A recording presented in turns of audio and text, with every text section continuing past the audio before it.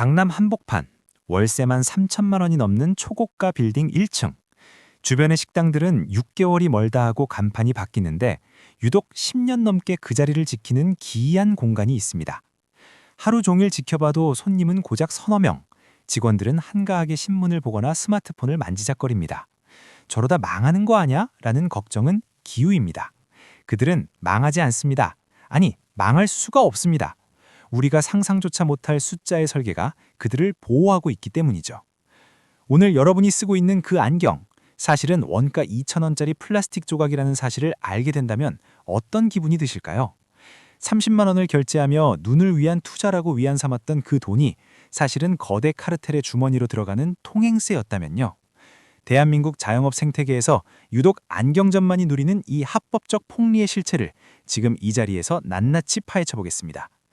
이 영상을 끝까지 보신다면 여러분은 대한민국 경제의 가장 어두운 성역 하나를 목격하게 될 것입니다. 안경점에 들어서는 순간 여러분은 가격의 마법에 걸려듭니다.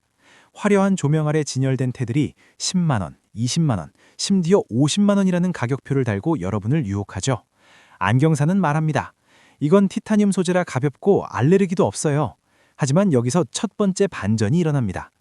대한민국 안경테의 80%가 생산되는 대구 삼공단. 그곳의 공장 출고가를 확인해 본 적 있으신가요? 이른바 고급 티타늄 테라고 불리는 제품들의 공장 원가는 대략 1만 원 안팎입니다. 일반적인 플라스틱 테, TR 소지는 2,000원에서 3,000원 수준이죠. 그런데 이 물건이 안경점 매대에 올라오는 순간 가격은 10배, 아니 20배로 뜁니다. 이게 어떻게 가능할까요? 안경은 일반 공산품과 달리 의료기기와 패션의 경기에 걸쳐 있기 때문입니다. 사람들은 먹는 것에는 1,000원 단위로 벌벌 떨지만 자신의 신체 일부가 되는 의료용 제품에는 한없이 관대해집니다. 안경점은 바로 이 건강에 대한 공포와 욕망을 파고듭니다. 하루에 손님을 딱 3명만 받아도 한 명당 남기는 순이익이 20만 원을 상회한다면 식당이 하루에 100그릇을 팔아 남기는 이익을 안경점은 단 한 명의 손님으로 해결하는 것입니다. 손님이 없어 보여도 그들이 여유로운 이유, 이제 이해가 가시나요? 그들에게 손님 한 명은 단순한 방문객이 아니라 움직이는 금고인 셈입니다. 그렇게 많이 남으면 인터넷으로 사면 되잖아? 라고 반문하시겠죠. 하지만 여기서 두 번째 소름 돋는 장벽이 나타납니다. 대한민국 법은 안경시장 주위에 거대한 철옹성을 쌓아두었습니다. 현행 의료기기법상 도수가 있는 안경렌즈와 콘택트렌즈는 온라인 판매가 절대 불가합니다. 반드시 안경사 면허가 있는 전문가가 오프라인 매장에서만 팔아야 하죠. 자, 생각해 보십시오. 우리는 지금 100만 원이 넘는 최신형 스마트폰도 심지어 자동차도 온라인으로 사는 시대에 살고 있습니다. 그런데 왜 유독 안경 렌즈만은 안경점에 직접 가서 사야 할까요? 국민의 안보건을 위해서라는 명분 뒤에는 안경사협회라는 강력한 이익 집단의 로비가 숨어 있습니다. 최근 몇 년 사이 스타트업들이 온라인 시력 측정과 안경 배달 서비스를 시도했지만 번번이 법의 벽에 가로막혀 고사했습니다. 경쟁자가 없다는 것, 이것은 시장 경제에서 가장 무서운 무기입니다. 대형마트가 들어와서 가격을 후려칠 수도 없고 쿠팡이 새벽 배송으로 최저가 경쟁을 할 수도 없습니다. 국가가 법으로 안경점의 수익을 보장해주고 있는 꼴이죠. 이 합법적 독점이야말로 안경점이 동네 사거리 황금 입지를 유지할 수 있는 진짜 근거입니다. 안경테에서 한 번 털린 당신, 이제 렌즈 앞에서 두 번째 위기를 맞이합니다. 안경사가 묻습니다. 눈이 나쁘시니까 3번은 압축하셔야겠어요. 안 그러면 렌즈가 너무 두꺼워집니다. 여기서 여러분은 아무 의심 없이 네, 그렇게 해주세요 라고 대답하죠. 하지만 사실 압축이라는 표현부터가 거대한 마케팅적 왜곡입니다. 렌즈는 물리적으로 압축할 수 있는 물건이 아닙니다. 단지 굴절률이 높은 소재를 사용할 뿐이죠. 굴절률이 높으면 렌즈를 얇게 만들 수 있는 건 사실입니다. 그런데 문제는 가격입니다. 굴절률 1.56의 일반 렌즈와 1.67의 소위 3번 압축 렌즈의 원가 차이는 고작 몇천 원에 불과합니다. 하지만 소비자에게 청구되는 가격은 3만 원에서 15만 원으로 수직 상승하죠.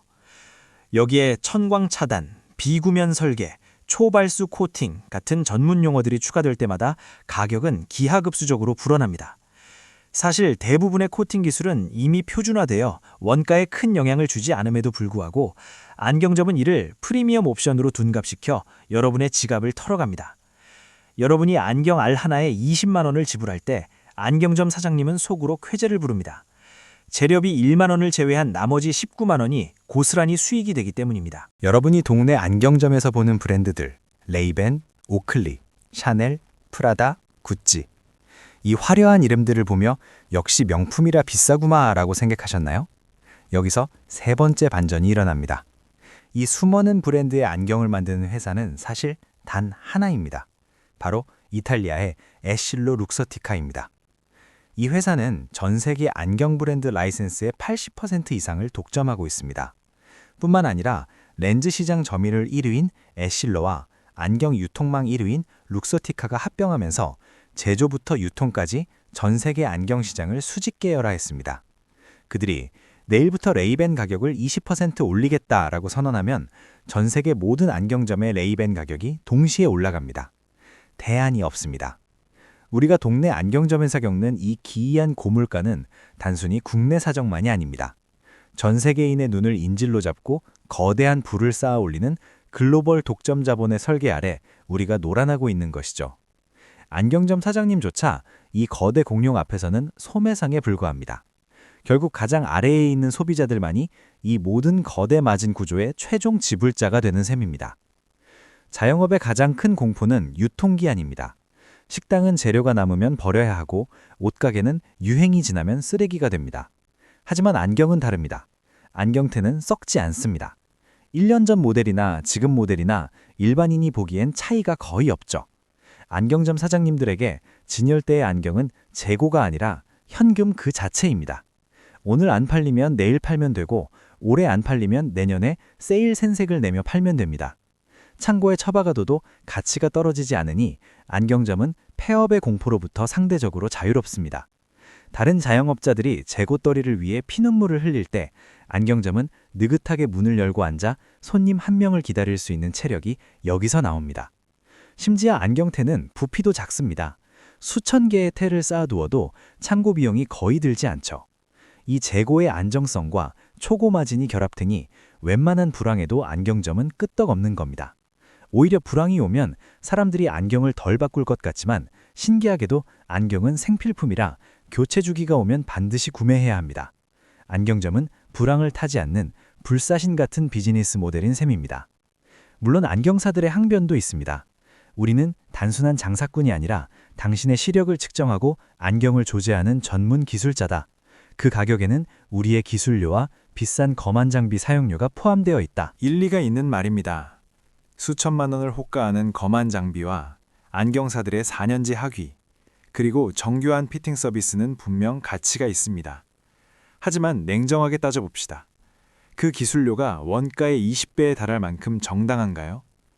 독일이나 일본 같은 안경 선진국과 비교해도 한국의 안경 마진 구조는 기형적으로 높습니다.